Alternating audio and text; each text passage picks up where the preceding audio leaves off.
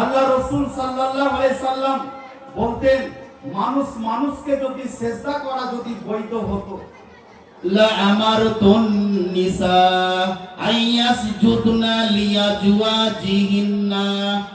পীরকে বলো, বাপকে বলো, ভাইকে বলো, স্বামীকে বলো, আল্লাহর নবী বলছে আমার দিনে, আমার ধর্মে, আমার শরীয়তে যদি মানুষ মানুষকে যদি সিজদা করা বৈধ হতো, আলেমরা সব জানে, লা আমারতুন নিসা আইয়াসজুদনা লিয়াজওয়াজিহিন্না।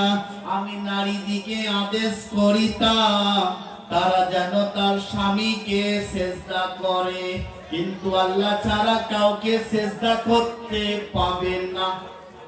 স্পষ্ট হারাম, আল্লাহ ছাড়া কাউকে সিজদা করা জায়েজ নেই, হারাম। মানব করা জায়েজ, আল্লাহর রাস্তায় করুন। সূরা আলে ইমরান।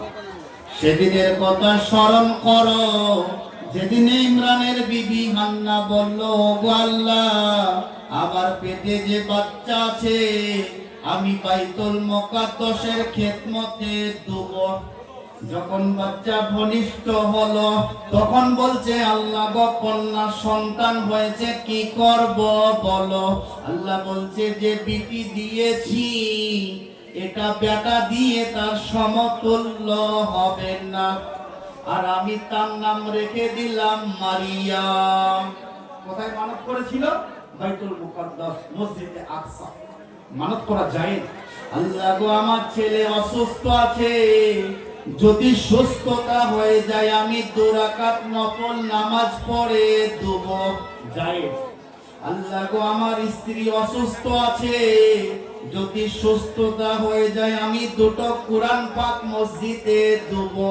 আমার ছেলে হলে আমি তাকে আলেম করব, কোরআনের হাফেজ করব। কত মানত আছে করুন না, তো এসব মানত বাদ দিয়ে কি বলছে জানেন? বলছে, আমার এই ছেলের ঘোড়া ভালো হয়ে গেলে আমি একটা খেজুর তলায় ঘোড়া কিনে দেব।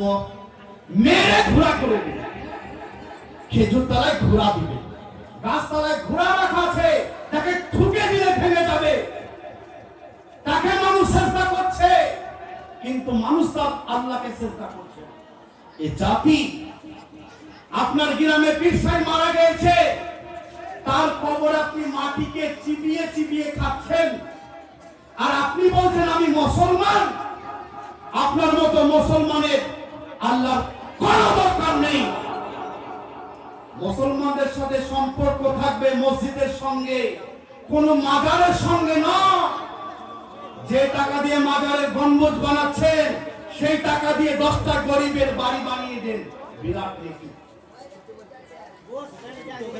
এই আপনার গ্রামে, মারগ্রামে বলে যে পীর সাহেব আছে, তো মারগ্রাম থেকে ধরেন রামপুরহাট পর্যন্ত ধুতি বিছিয়ে রেখেছে এরকম কালো কাপড়, আমার সাদা পাগড়ি আছে বলে, তো সুতি কাপড় সাদা বিছিয়ে রেখেছে।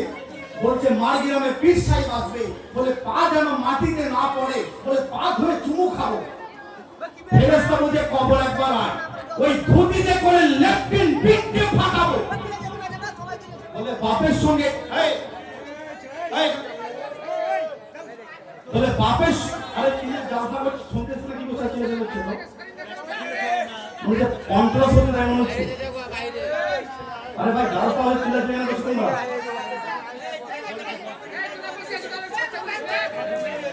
ভাই এটা জালসা, তোমরা চিল্লা চিল্লা করছো শোনা। যাও বাবু, ওকে শোনা, তুমি ভালো কথা শোনা, যাও। বাবা আরে যাও ভাই, শোনা, যাও তুমি যাও। তোমার যদি জালসা নিয়ে এত গরম হয় করলো মাঠে মেরে ফেলবে।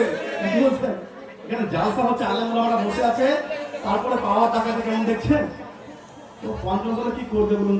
যাই হোক, আমাদের অবস্থাটা এটাই। কেন বলুন তো, আমাদের আলেম ওলামাদের সঙ্গে সম্পর্ক নেই, কোরআনের সঙ্গে সম্পর্ক নেই, এই জন্য আমাদের এই অবস্থা, দিনের শিক্ষা নেই। তো যাই হোক, দুনিয়ার জীবন ধোঁকা। অনেক ভান্ড আছে গ্রামে গ্রামে ঘুরবে আর বলবে, মা তোমাদের বাড়িতে চরম বিপদ চলছে, বলে তাই নাকি বাবা, বাড়িতে বসতে দিয়েছে।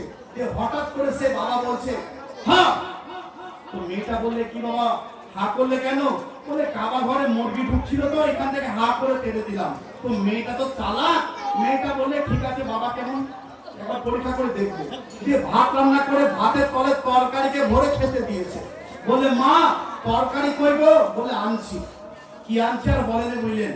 সে মুড়ো ঝাঁটা, যেটা গোহাল ঝাঁট দেয়, ওই ঝাঁটা এনে যখন 2-3 বারই যখন কষে দিয়েছে, বলছে মা মারছো কেন গো?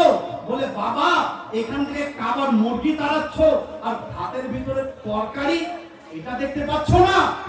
এরা সমাজকে ধোঁকা দিচ্ছে, এদের ধোঁকার মধ্যে পড়বেন না। তো গায়েবের খবর আল্লাহ ছাড়া পৃথিবীর কেউ জানে না।